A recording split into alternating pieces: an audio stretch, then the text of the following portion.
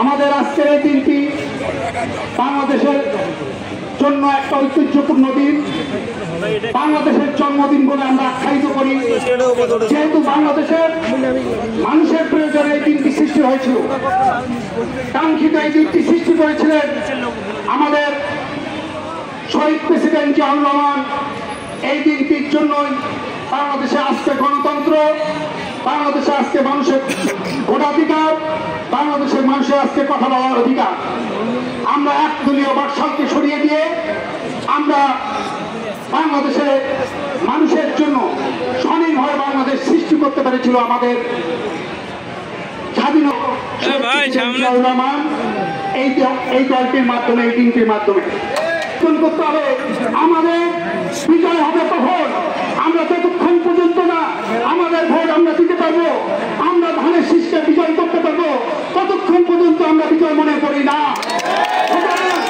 সামনের দিকে আমাদের ঐক্যবদ্ধভাবে বিজয় আনতে গেলে ধানের শীষকে বিজয় করতে হবে।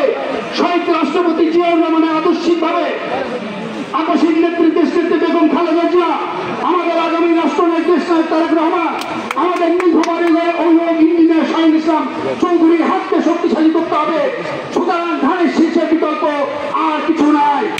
আপনারা যারা দলাদলি করবেন তাদের কাছে আমার অনুরোধ থাকলো, আপনারা যত দলাদলি করবেন আপনাদেরকে কেউ কি সোনার মেডেল দেয় নাকি? সোনার মেডেল দেয়? যদি সোনার মেডেলও না পান তাহলে ভাইয়ে ভাইয়ে অন্তত ঝগড়াঝাটি করিয়েন না।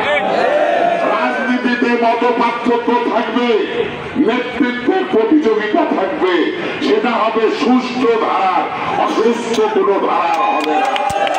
যদি কোন আপনারা অসুস্থ ধারা করান, আবার নতুন করে শুরু করেন, আমাদের নেতা তারেক রহমান তিনবারের কড়া নির্দেশ, যারা দলের ঐক্য বিনষ্টের প্রচেষ্টা করবে তাদের বিরুদ্ধে আমরা সরাসরি ব্যবস্থা করব।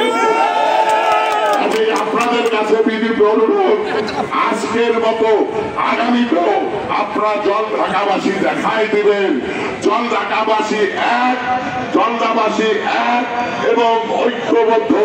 ইনশাআল্লাহ আগামীতে অনুরোধ থাকলো এই সকলকে মূল্যায়ন করে তাদের যে জুলুম, যে কষ্ট সহ্য করছে সেটার প্রতি সম্মান রেখে ঐক্যবদ্ধভাবে পথ চলবেন, এই প্রত্যাশা কামনা করে আজকে র্যালি শুরু করার অনুমতি প্রদান করে আমি আজকের বক্তব্য শেষ করছি। সকলকে অনেক অনেক ধন্যবাদ।